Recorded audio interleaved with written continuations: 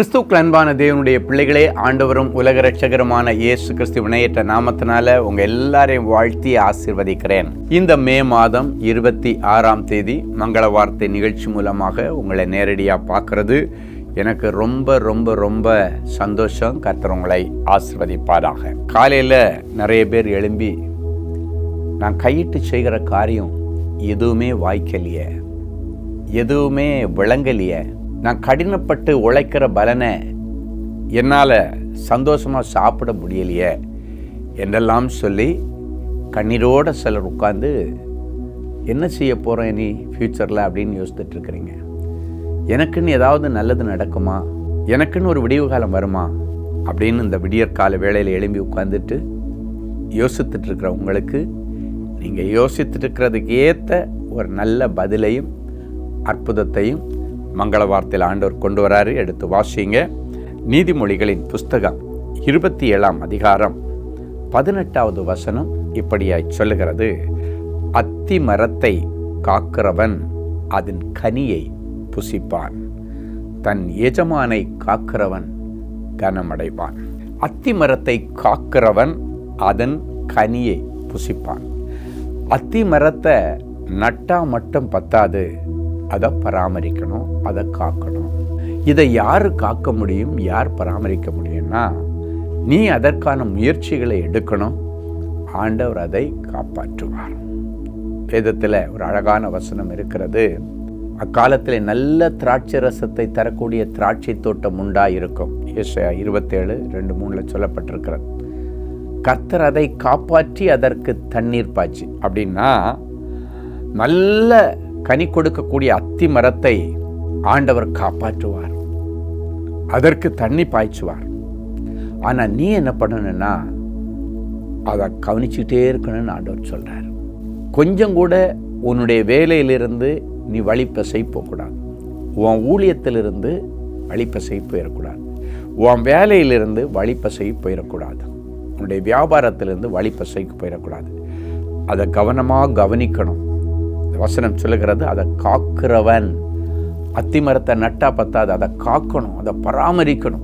அது மேலே கண்ணும் கருத்துமா இருக்கிறவன் அதன் கனியை புசிப்பான்.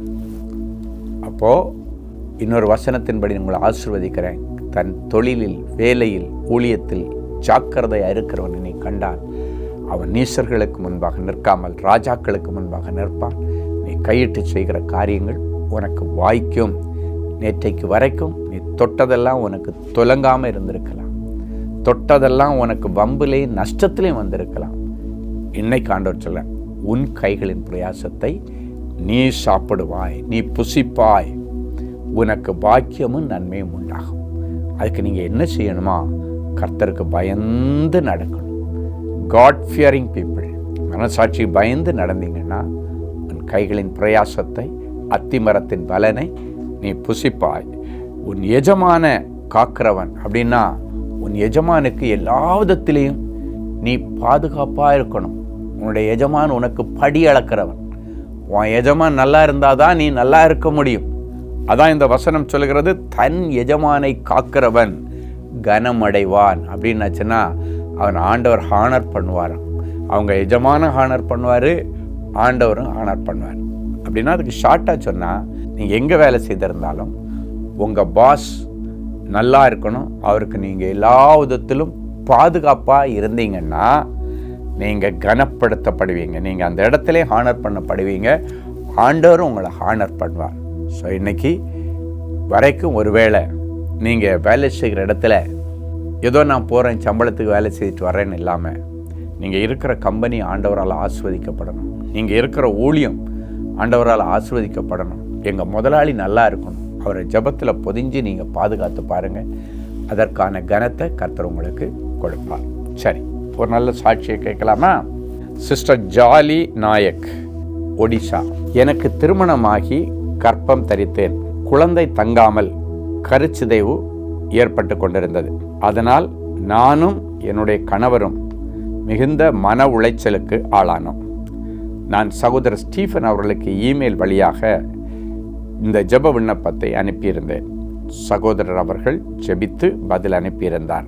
அதன் பிறகு நான் மீண்டும் கற்பம் தரிக்க கர்த்தர் எனக்கு உதவி செய்வார். என் அன்பு தேவனுடைய பிள்ளைகளே, ஒருவேளை நீங்களும் கற்பம் விழுந்துட்டே இருக்கு, நான் மலட்டுத்தன்மையில் இருக்கிறேன், இல்லைன்னா எனக்கு கருச்சிதை வந்துகிட்டே இருக்கு. பைபிள் ஒரு வசனம் இருக்கு, கற்பம் விழுந்து போகிறதும் மலடும் இனி தேசத்தில் இருப்பதில்லை. நோ மோர் மிஸ்கேரேஜஸ் அப்படின்னு இங்கிலீஷ் பைபிளில் இருக்கும். கர்த்தர் உங்களுக்கும் ஒரு அற்புதத்தை செய்வார். அத்திமரத்தை காக்கிறவன் அதன் கனியை புசிப்பார். அன்பான ஆண்டவரே, உமக்கு நன்றி. எந்தெந்த கனியை எதிர்பார்த்து தேவனுடைய பிள்ளைகள் காத்திருக்கிறார்களோ, அது வேலை என்கிற கனியாக இருக்கலாம், அபிஷேகம் என்கிற கனியாக இருக்கலாம், இல்லைன்னாச்சுன்னா வருமானம் என்கிற கனியாக இருக்கலாம், பிள்ளை செல்வம் என்கிற கனியாக இருக்கலாம். எந்த கனியாக இருந்தாலும் ஆண்டவர் இன்றைக்கு அதை என் பிள்ளைகளுக்கு கொடுத்து இவர்கள் இருக்கிற இடத்துல கனப்படுத்தப்படுவார்களாக. இவர்களை கர்த்தர் ஹானர் பண்ணுவீராக. இவங்க வேலை செய்கிற இடத்துல பொறுப்பாக இருந்து தங்களுடைய எஜமானுக்கு எல்லா விதத்திலும் பாதுகாப்பாக இருந்து தன்னுடைய எஜமானுடைய சுகவாழ்வை விரும்பி ஜெபித்து அதன் நிமித்தம் இவர்கள் கனப்படுத்தப்படும்படிக்கு ஆசீர்வதித்து ஜெபிக்கிறேன்.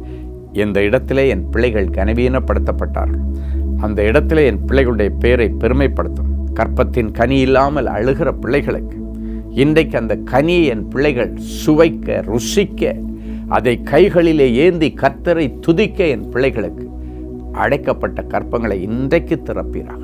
இனி கருச்சிதைவு இருக்கக்கூடாது, கற்பம் விழுந்து போகக்கூடாது, மிஸ்கேரேஜ் இருக்கவே கூடாது.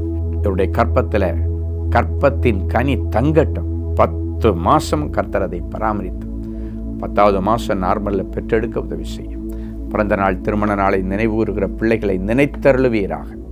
கர்த்தர் தம்முடைய முகத்தை உன்மேல் பிரகாசிக்க பண்ணி உன்மேல் கிருபையாயிருக்க கடவர் என்ற வசனத்தின்படி இந்த வருஷம் முழுவதும் கர்த்தர் உம்முடைய முகத்தை இந்த பிள்ளைகள் மேலே பிரகாசிக்க பண்ணி உங்களுடைய எதிர்காலத்தை கர்த்தர் பிரகாசிக்க பண்ணும்.